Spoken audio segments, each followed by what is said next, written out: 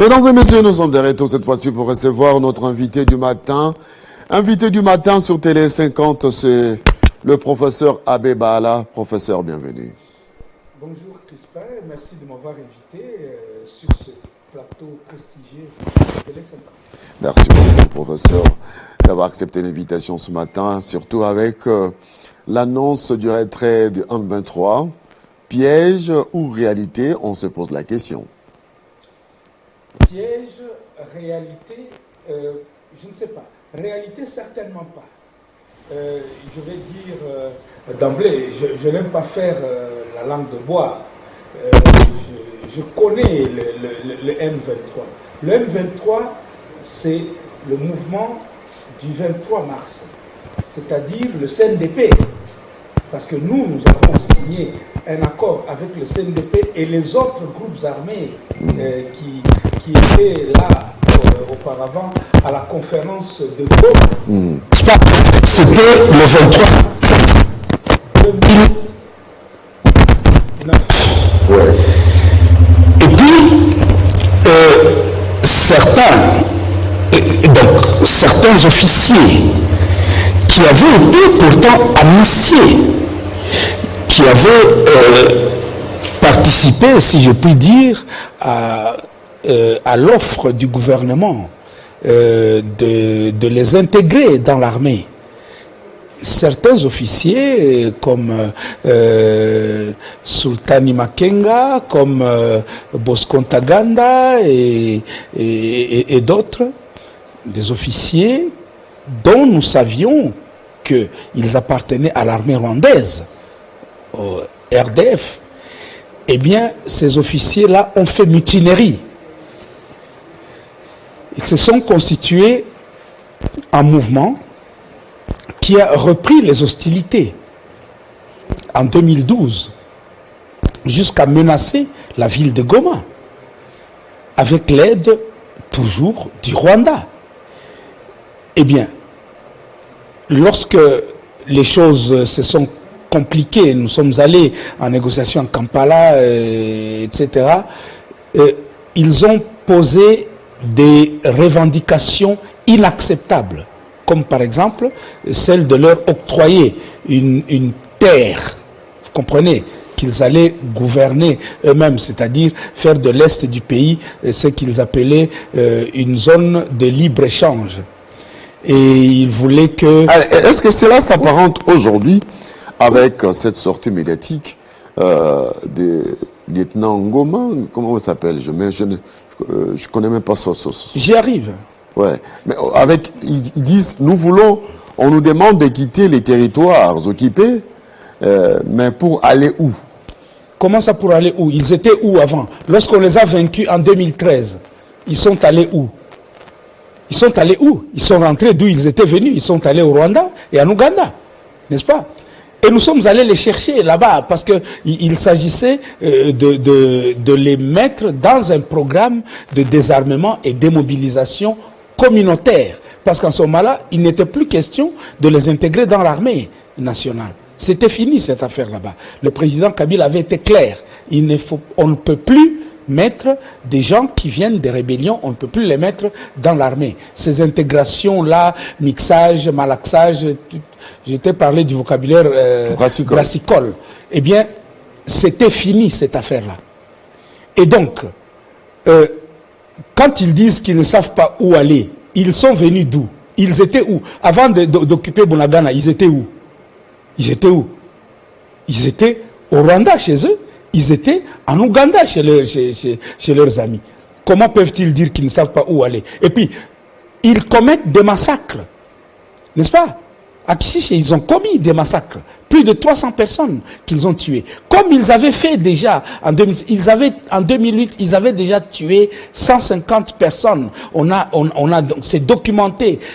Pour une fois, les organismes de défense des droits humains comme Human Rights Watch, etc., ont documenté cela. Et c'est comme ça que des sanctions ont été prises contre tous les chefs du M23. Ils ont été sanctionnés par l'ONU. Ils sont sur une liste noire. Je ne comprends pas pourquoi aujourd'hui, ils peuvent dire nous ne savons pas où aller. ils vont rentrer d'où ils sont venus. Ils sont venus du Rwanda. Ils vont rentrer au Rwanda. Qu'est-ce que c'est que cette histoire-là? Donc je ne crois pas à leur discours. Il ne faut pas croire à ce discours. Alors, c'est le discours du Rwanda. Oui, Guilain, vous allez nous prendre cette image d'Anthony Blinken qu'on venait de balancer il n'y a pas longtemps. Mais je constate que c'est après l'échange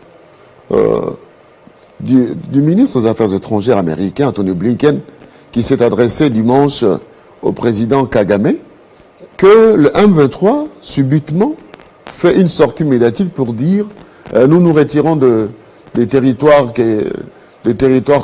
occupés que nous avons conquis. Est-ce que ça démontre réellement, en clair, que Kagame, le président Paul Kagame, c'est lui réellement qui a ses troupes sur le sol congolais?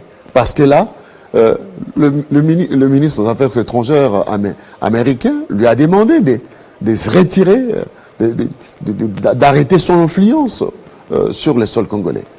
Les États-Unis soufflent le chaud et le froid.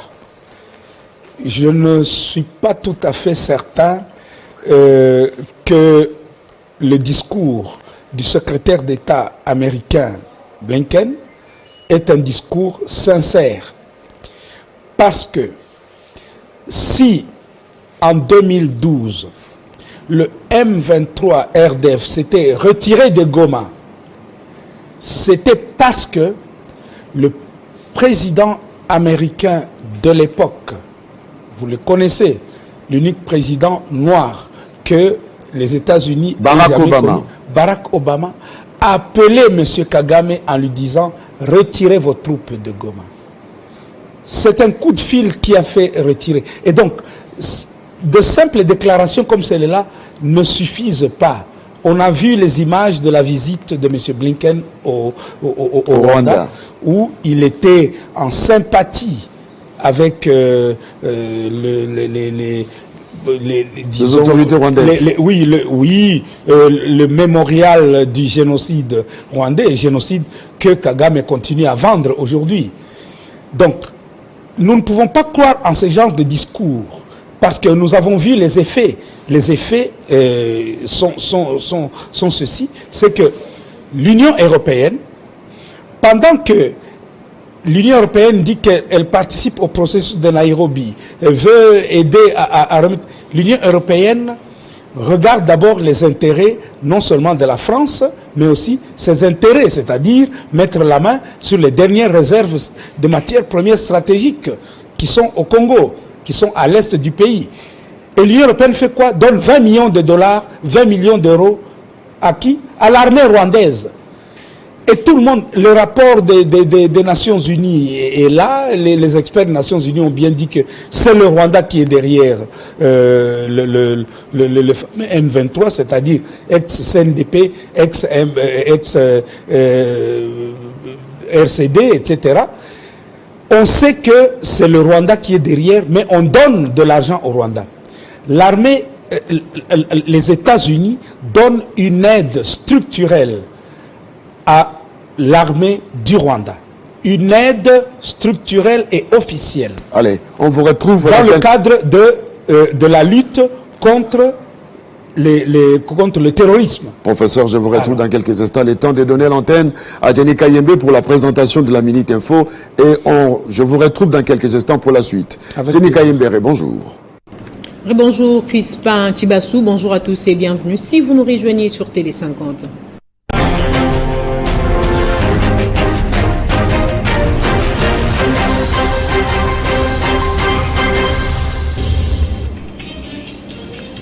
Le commandant suprême des forces armées de la République démocratique du Congo s'est rendu mercredi au centre d'instruction des Kitono en territoire des Mwanda au Congo central. L'objectif était de s'imprégner des conditions d'hébergement et d'apprentissage de recrues des FARDC qui ont répondu à son appel à la mobilisation contre l'agression rwandaise.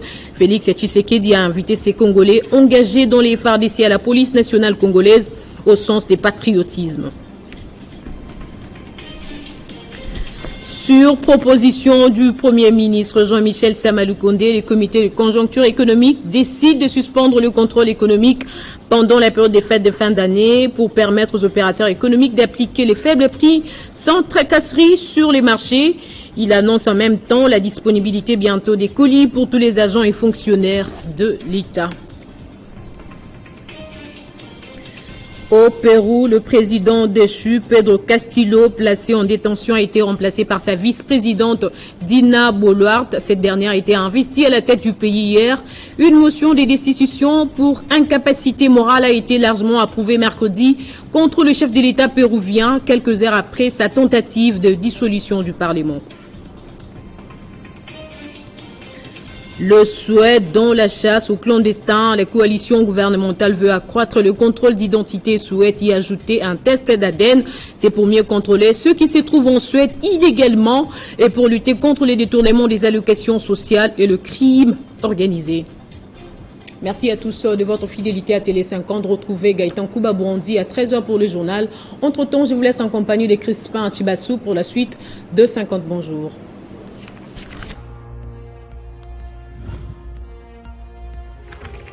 L'actualité reste en continu.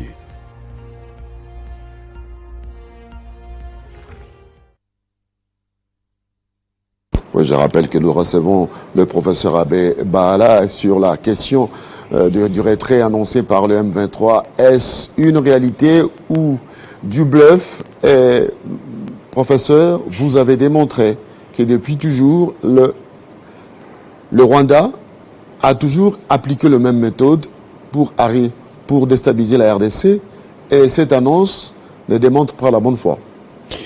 C'est visiblement de la mauvaise foi, comme d'habitude. Lorsque quelqu'un veut se retirer, il se retire et il rentre d'où il est venu. Quand quelqu'un commence à demander, à faire passer de petites vidéos où ils disent nous allons rentrer où, on va laisser où notre population. Est-ce que cette population les a invités? La population du Nord Kivu, la population sur laquelle ils sont en train de commettre un génocide, oui, il faut le dire, c'est une population de Hutus, n'est-ce pas, de Nande et de Houndé, n'est-ce pas? Il faut dire les réalités telles qu'elles sont. Cette population ne les a pas invités. Même les Tutsis du Nord Kivu ont dit clairement, ils ont dit devant le président de la République, qui sont venus à Kinshasa, ils ont dit, nous n'avons pas besoin d'être protégés par M. Kagame. C'est quoi cette histoire où un pays étranger vient protéger des populations congolaises contre des milices rwandaises qui combattent soi-disant le gouvernement rwandais sur le sol congolais? Contre les FDLR, ce prétexte que le président de la République, d'ailleurs, avec des mots justes, a démantelé. Il a dit cette histoire-là, il ne faut plus continuer à faire à présenter ce prétexte. Et il parle de l'idéologie génocidaire. Depuis quand les Congolais ont eu l'idéologie génocidaire? On a toujours vécu ensemble. On a vécu ensemble ici comme peuple. J'ai aimé le discours du chef de l'État devant les jeunes réunis à Kinshasa. Il a préparé nous ce discours du chef de l'État, oui. Sur le monde devant les jeunes, oui. Le chef de l'État qui avait dénoncé, qui avait tenu des propos directs. Il l'a dit de façon claire et ça j'ai aimé cette façon de le dire. Et il a dit clairement, le peuple rwandais n'est pas notre ennemi. En fait, ce peuple est aussi victime d'un régime dictatorial et sanguinaire, celui de Kigali, n'est-ce pas? Et le peuple rwandais, qu'il soit Hutu, Tutsi ou toi, ce peuple-là n'est pas responsable des agissements du gouvernement qui le domine actuellement. Si au Rwanda aujourd'hui, on organisait des élections démocratiques, comme au Burundi par exemple, eh bien, la junte militaire qui dirige le Rwanda ne serait plus au pouvoir aujourd'hui. Parce que la majorité, c'est clair, en démocratie, la majorité, c'est la majorité. La majorité gagnerait les élections, comme au Burundi.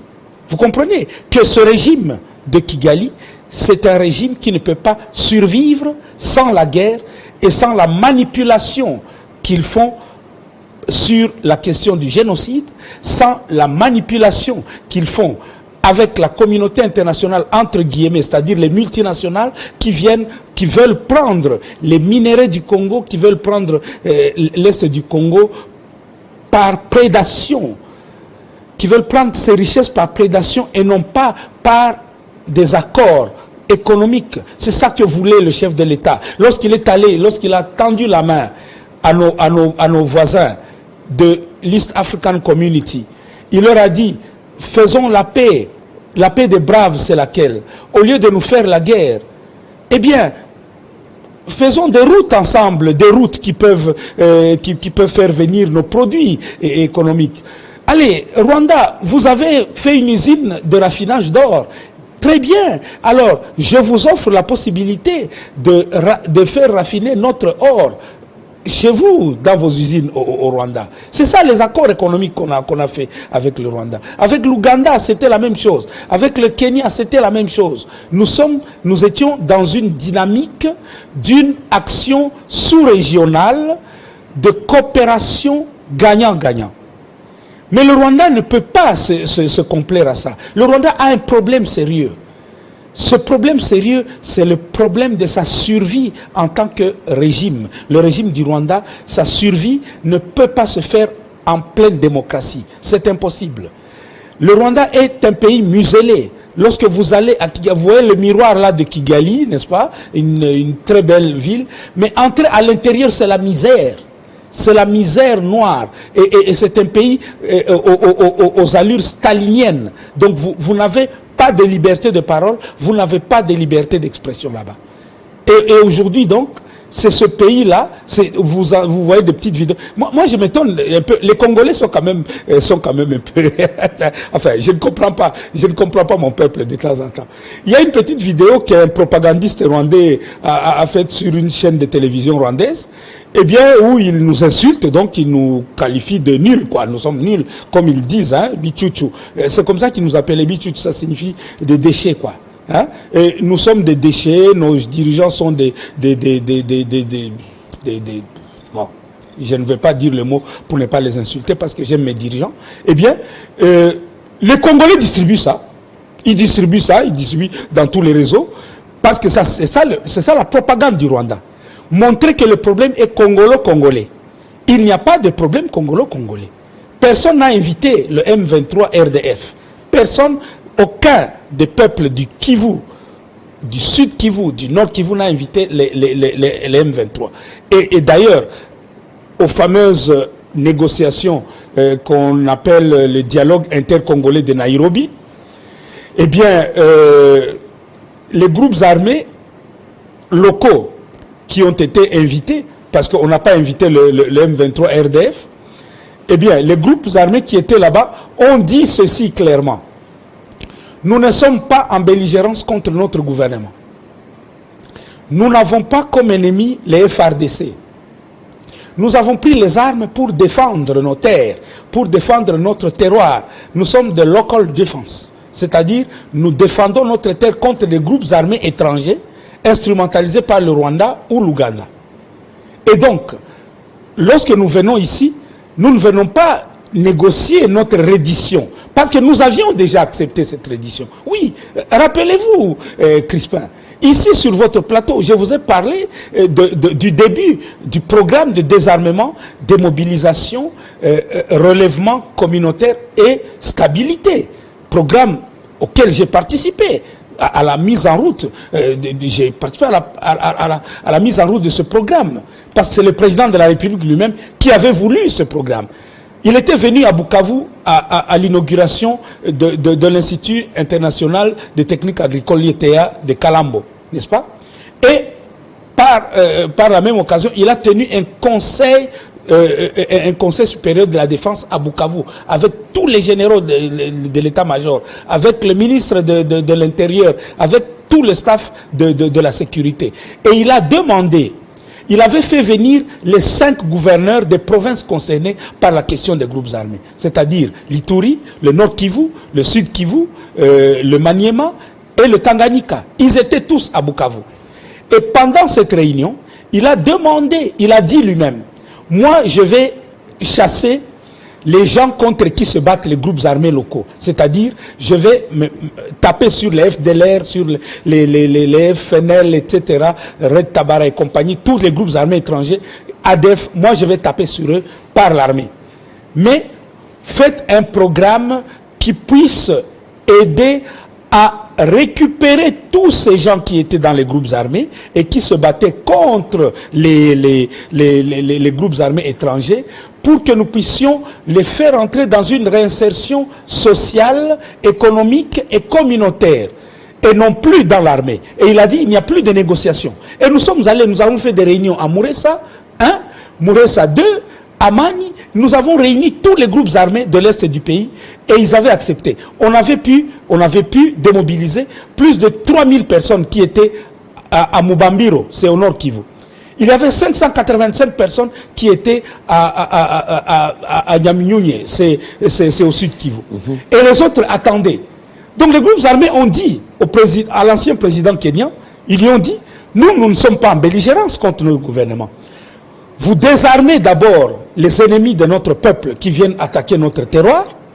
Lorsque nous saurons qu'ils ne sont plus sur le territoire, nous allons déposer les armes parce que nous avions déjà décidé de les déposer. Vous comprenez que c'est la quadrature du cercle. Tant que le Rwanda pensera faire de la sissiparité, vous comprenez, c'est le ténia, hein, vous connaissez ce ver qui attaque le corps humain. Il se reproduit par sissiparité, c'est-à-dire qu'il se découpe dans le même... Les deux morceaux se ressemblent et ont la même nuisance, n'est-ce pas? C'est le RCD qui a commencé, puis il est devenu CNDP, puis il est devenu M23-1, puis il est devenu M23-2. Maintenant, nous sommes au M23-3. Vous saisissez qu'aujourd'hui, si le Rwanda continue avec cette politique d'instrumentalisation, de mensonges, on ne peut pas aller très loin dans la question. C'est pour ça que, bon, c'est vrai, on a eu... Alors, face à ces mensonges du Rwanda via M23, la RDC doit continuer avec quelle voie? Diplomatique ou accentuer l'approche militaire? Les deux. Les deux. Nous l'avions dit ici un jour. Eux utilisent la méthode qu'on appelle fight and talk, talk and fight. Vous faites des pourparlers et vous continuez les combats sur terrain. Vous faites les combats sur terrain et vous faites semblant d'aller négocier. Nous n'avons pas le choix. La méthode qu'utilise le président de la République est la bonne méthode. C'est-à-dire quoi? Ne pas couper le lien du dialogue.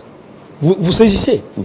C'est-à-dire que rester en contact avec les Nations Unies, rester en contact avec l'Union africaine, même si on sait que ces gens-là ne feront rien. Ils ne font rien pour le Congo. Il faut toujours continuer à leur parler, à les mettre devant leurs responsabilités. Ils finiront par réagir. C'est ça la diplomatie. Il faut continuer cette voie-là. Parce qu'on n'a pas le choix, il faut le faire. Mais pendant ce temps, il faut assurer la montée en puissance de l'armée. Et vous avez vu la méthode Fatih, comme je l'ai dit. Les images sont passées ici. Vous avez vu avec quel engouement... Mettons les images des recrutements à l'antenne. Oui, vous avez vu comment les jeunes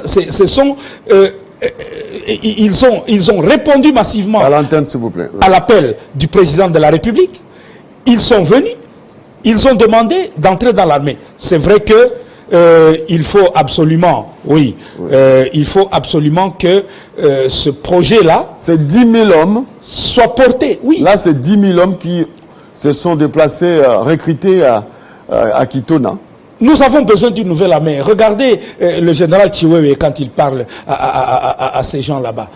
Quand le chef d'état-major général de l'armée parle, il dit exactement ce qui se trouve dans ce qu'on appelle le texte du programme. Donc que le ministre de la Défense actuel, le docteur Gilbert Kabanda, a mis en place la politique nationale de défense. Cette politique veut une nouvelle armée, une armée aguerrie, une armée de techniciens, une armée où les gens ne viennent pas pour être paupérisés, Non. Une armée où les jeunes qui arrivent là-bas viennent servir sous le drapeau en ayant la fierté de servir leur pays et où ils ne seront pas délaissés pour compte.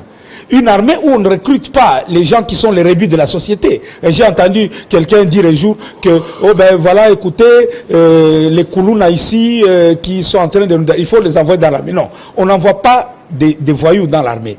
L'armée est un corps d'élite. Il faut donc que demain, lorsqu'on va vulgariser le texte de politique de défense, il faut qu'on sache qu'il doit y avoir des réservistes. On vient de recruter tous ces jeunes gens, c'est vrai, c'est l'urgence. Il faut absolument que notre armée soit renforcée. Mais demain, il faut les envoyer dans des académies. C'est ça la loi de programmation militaire. Il faut qu'on sache où on les utilise. Il faut qu'on sache ce qu'on fait des réservistes. Des gens comme nous, comme vous, on peut être collaborateurs de l'armée dans nos postes j'allais dire, de recherche ou d'action. Parce que en Israël, par exemple, en Israël, tout Israélien est soldat, d'office. Depuis l'école secondaire, il termine, il va directement au service militaire, obligatoire. Après les 2 ans, il devient réserviste. Chaque fois que l'armée, chaque fois que le pays a besoin de lui, on fait appel à cette armée de réservistes. Nous devons avoir des gens aussi qu'on appelle des gendarmes. Ceux qui gardent la paix dans les différents territoires. On est en train de faire un programme de 145 territoires. Si ces territoires, s'il n'y a pas la présence de l'État, et la première marque de la présence de l'État, quelque part, c'est la présence de la défense. Alors, nous avons ces jeunes gens qui ont accepté d'intégrer les FARDC, mais il y a la question de l'armement. Pendant ces temps, lorsque la RDC achète les armes, il est buté à ces problèmes où le Conseil de sécurité lui refuse l'acheminement des armes en RDC. Que doit-on faire?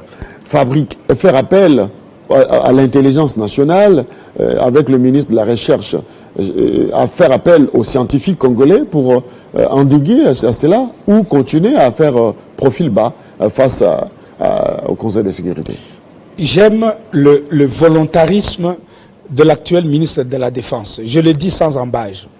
Je l'ai entendu parler lors des journées scientifiques qui étaient organisées le mois dernier à l'hôtel du fleuve, n'est-ce pas, du fleuve Congo, n'est-ce pas? Eh bien, il a dit aux scientifiques congolais, il leur a dit, vous devez nous aider à mettre en place une industrie de l'armée. Une industrie de l'armée, comme on dit. Parce que les États-Unis vivent de quoi? Vous savez que le 1/3 du budget des États-Unis, le 1/3 du budget des États-Unis, le 1/3 du budget des États-Unis vient du Pentagone, vient des industries de l'armement. Vous comprenez? Eh bien, il a donné l'exemple de nos ancêtres. Lorsque nos ancêtres se battaient, est-ce que nos ancêtres allaient faire fabriquer les armes chez leur ennemi ou ailleurs? Non. Nous avions des fonderies. Chez nous, chez les Bashi par exemple, chaque fois que vous entendez qu'il y a un village qui s'appelle Karale, Bourale, etc., Marale, ça signifie là où on a trouvé les minerais de fer ou de cuivre, et c'est là qu'on fabriquait les armes. Il y avait des forgerons qui fabriquaient des armes. Et ils avaient même découvert la radioactivité, je vous l'ai dit en passant. Oui, parce qu'il y avait le coltan là-bas. Ils avaient découvert la radioactivité et ils fabriquaient parfois un truc, on craignait certains forgerons dans les temps là-bas chez nous, parce qu'on disait qu'ils avaient l'impivu. L'impivu, c'était quoi? C'était un amalgame ils avaient isolé la matière radioactive. Ils la mettaient, chaque fois qu'ils voulaient faire nuire à quelqu'un qui leur avait fait du mal, ils la mettaient derrière la maison de cette personne. Et toute la famille périssait par la radioactivité. On appelait ça l'impivu. Donc ils avaient découvert la radioactivité. Ils connaissaient ça. Ils connaissaient les effets de l'uranium qui accompagnent toujours le colombo-tantalite. Vous comprenez? Eh bien, nos armes, on les fabriquait nous-mêmes. Il faut qu'aujourd'hui, la République démocratique du Congo ne soit pas tributaire de l'acquisition des armes à l'étranger. Nous devons fabriquer nos armes. La Tanzanie fabrique ses armes. L'Afrique du Sud fabrique ses chars de combat en Afrique du Sud. Ne les commande pas ailleurs. Nous avons suffisamment de matière. Nous avons suffisamment de matière grise aussi pour pouvoir le faire. Nous devons le faire et c'est pour ça qu'on a demandé un budget de plus d'1 milliard de dollars par an pour l'armée. C'est pour pouvoir mettre en place, mettre en route cette industrie de l'armement. Déjà aujourd'hui, nos uniformes, les uniformes que portent ces jeunes gens, vous savez que ces uniformes n'ont plus été commandés en Chine comme on le faisait avant. Ces uniformes sont fabriqués ici à Lancélé, oui, sont fabriqués ici à Kinshasa maintenant. Il y a un grand atelier, un atelier moderne qui avait été commandé en son temps par le président Mobutu, mais qu'on n'avait jamais utilisé, et on avait formé des gens pour le faire. Maintenant aujourd'hui, cet atelier fonctionne. On fabrique les bottines pour l'armée, on fabrique les uniformes de l'armée au Congo maintenant. C'est ça justement l'embryon de ce que nous sommes en train de demander. Il faut que la République démocratique du Congo ait une industrie d'armement. L'Ouganda l'a compris. L'Ouganda fabrique ses propres armes aujourd'hui. Ils ont une industrie. Et cette industrie contribue au développement économique du pays. Parce qu'au lieu d'envoyer de l'argent à l'étranger pour commander des choses, si vous les fabriquez vous-même ici, le fameux embargo dont on parle, oui, vous connaissez cette histoire rocambolesque de la communauté internationale entre guillemets. Je mets toujours entre guillemets parce que la communauté internationale n'existe pas, nous en faisons partie aussi, mais en réalité c'est quelques pays qui tiennent à laisser le Congo dans une certaine faiblesse structurelle au niveau de l'équipement militaire. Parce qu'ils disent non, le Congo n'est pas concerné, n'est pas sous embargo, mais les Congolais, quand ils veulent acheter des armes, ils doivent quand même, ceux qui leur fournissent les armes doivent le notifier aux Nations Unies. Vous notifiez, les Nations Unies c'est qui? Le Rwanda en fait partie, non? L'Ouganda en fait partie. Qui nous combat? Le Rwanda, l'Ouganda, etc.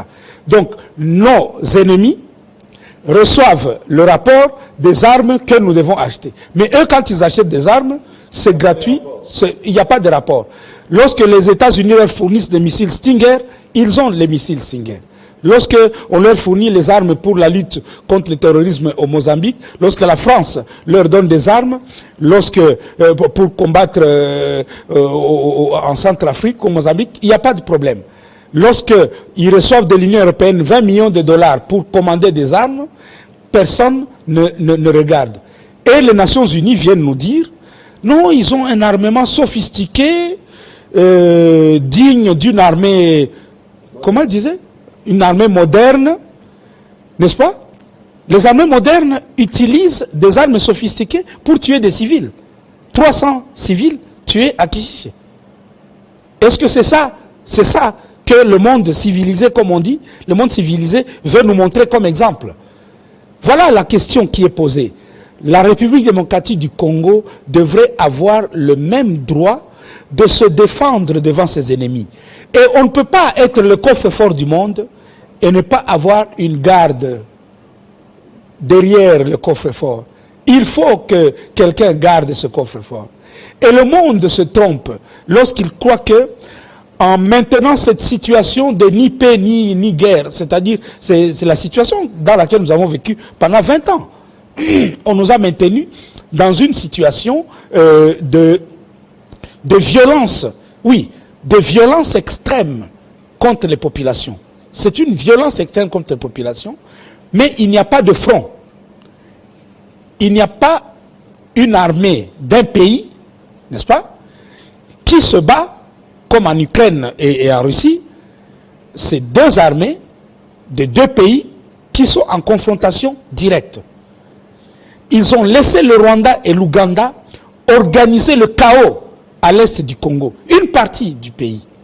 Maintenant, ils sont en train de refaire la même chose. Hein. Vous avez appris que dans la zone de Bukangalonzo, Kwamut, etc., c'est comme ça que ça commence. C'est-à-dire qu'il y a déjà des infiltrations. Ils créent le chaos quelque part. Ils font voir que c'est un problème ethnico-tribal, etc. Mais quand vous allez creuser en dessous, vous voyez que ce sont des gens, des services spéciaux, des gens d'une armée, qui sont en train de commettre ces exactions sur les populations pour créer une situation de confusion. Alors, aujourd'hui, la RDC a besoin, Crispin, la RDC a besoin de s'armer. La RDC a besoin, c'est vrai, de la diplomatie. Nous sommes entrés dans l'East African Community. Les gens qui nous ont acceptés dans cette communauté, donc les Tanzaniens, les Kenyans, les Ougandais, les Rwandais, les Sud-Soudanais, etc., doivent être conséquents. Un pays appartenant à l'East African Community ne peut pas faire la belligérance contre un autre pays sans que l'EAC le condamne. Donc nous devons exiger, la diplomatie congolaise doit exiger la transparence lorsque nous sommes en train de parler avec eux. L'autre jour, j'ai entendu le président Bosso du Parlement parler de la SADC, n'est-ce pas? La SADC nous a aidés depuis Sun City jusqu'au moment où nous avons tapé sur... lorsque nous avons tapé sur le M23, n'est-ce pas? C'est eux qui ont constitué la force d'intervention de la MONUSCO qui a tapé avec nous, avec le général d'heureuse mémoire, Baouma, et le colonel Mamadou Ndala. C'est eux qui nous ont aidés à taper sur le M23. Aujourd'hui, la RDC a besoin de sentir que la communauté internationale comprend que les Congolais aussi ont droit à la vie. Troisième chose, les Congolais n'ont jamais eu dans leur pensée des idées de xénophobie ou de refus de l'étranger ou de délit de faciès. Il faut que les gens arrêtent ce discours-là. C'est ce discours-là, j'ai aimé la manière dont le président de la République l'a martelé. Eh bien, ce discours-là n'est pas congolais. Très bien. Il faut donc aujourd'hui, on remette le Congo face à l'Afrique et face au monde pour que le Congo ait la paix. Merci beaucoup, professeur Bahala, d'avoir accepté l'invitation ce matin sur Télé 50. Mesdames et messieurs, nous étions avec le professeur Bahala qui nous a démontré que l'annonce faite par le M23 de se retirer, c'est une fausse alerte. Alors, nous devons rester vigilants. Le FARDC doivent continuer avec les opérations militaires, mais le chef de l'État doit aussi continuer avec le front diplomatique, faire le deux, mais ne pas oublier que nous avons en face de nous des gens qui sont animés de mauvaise foi, qui appliquent Ubwenge, la ruse. Merci beaucoup, professeur. C'est moi qui vous remercie, Crispin. Mesdames et messieurs, ça en est donc fini avec ce programme. Restez branchés sur votre chaîne Télé 50. Je vous retrouve prochainement dans d'autres émissions avec le même plaisir. Au revoir.